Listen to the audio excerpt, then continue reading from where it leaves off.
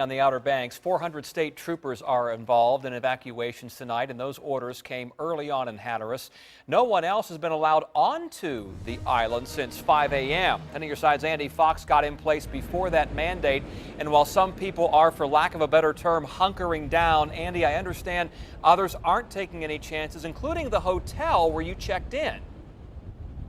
Yeah, that's right. We had to move out of one hotel because they said it's the corporate policy to close down whenever there is a mandatory evacuation. Now, let me tell you what the situation is right now. I had spoken with Warren Judge. He is the chairman of the Board of Supervisors for Dare County.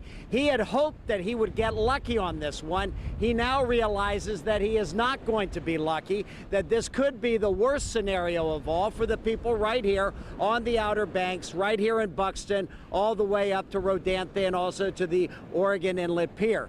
Now, there is this notice that has been put out by emergency management. They have told people, if you are here on this island, do not expect to get off for at least 72 hours.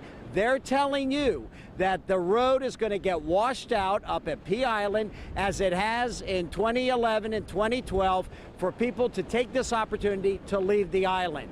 We spoke with a Newport News couple. They just bought a house. We asked them, are you going to stay or are you going to go? This is Sandy Bottom, newly purchased back in November by the Rollins family from Newport News. Just purchased. Now they've got this hurricane, and you guys have decided not to leave.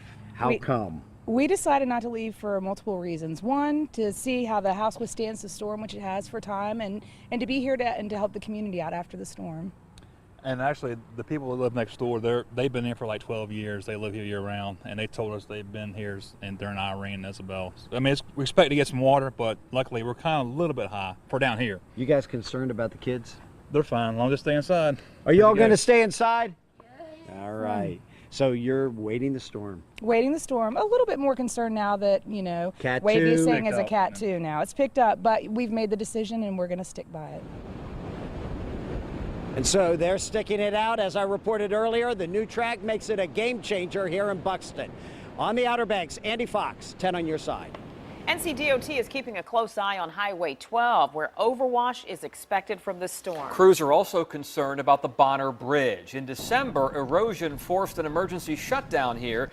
That bridge is the lifeline between Hatteras and the Outer Banks mainland and will be critical to reopening the highway after the storm. The only other way on or off the island is by ferry. And that's why, as soon as it's safe for boats, divers will use sonar to make sure the bridge is safe for traffic. Our team coverage picks up now in Kill Devil Hills. That's where 10 on your side's Chris Horn is. And Chris, how are things looking over there?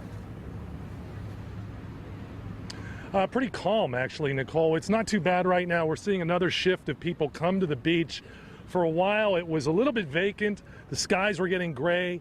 The wind was getting colder. We were seeing a sea mist surrounding the stilts and the pilings underneath the pier. That's starting to burn off a little bit. Let's look at some video that we had earlier in the day. It was typically busy for a day before a holiday weekend. There were people out fishing. There were a few people trying to surf. The ones who were fishing weren't catching much, that's for sure. We only talked with one family who really had to change their plans. They were on a deep sea charter. It got canceled, so they're going to try to do it on Saturday. The people in emergency management told me that people did get out, at least it seemed like the ones who were coming from distant places, the vacationers. Most of the locals are going to just ride it out. We saw a lot of people here who were going to stick around from Hampton Roads, from Williamsburg, from Suffolk, from Chesapeake. And back out live now, we saw some people trying to surf. There's somebody out there right now. But we talked with someone who just went out before he did, a buddy of his, and said the water is very cold. And the waves will kick up, though. It won't be calm here in about 6 or 8 hours. So that's the way it is right now in Kill Devil Hills. They're preparing for heavy winds as part of Arthur coming through the area. Live in Kill Devil Hills, Chris Horn, 10 on your side. We're back with another check on Hurricane Arthur as the storm closes in on North Carolina. More specifically, of course, the Outer Banks. 10 on your side's Aaron Kelly is in Nags Head right now with a live report on conditions there. Let's send it back to People here are not being told to evacuate, and you can see them on the beach here behind me. They've been out here all day. It has gotten a little bit cooler out here. We talked to people who have been spending the week here. Some of them are boarding up their windows. Others are stocking up on water and supplies, bringing things inside, preparing for the storm, preparing for the high winds that we're expected to get. We're also expected to get another update from Dare County around 7 o'clock today. But for now, we're going to send it back to Don in the Weather Center there, who's tracking this storm. We're going to send it back to you here from Nags Head.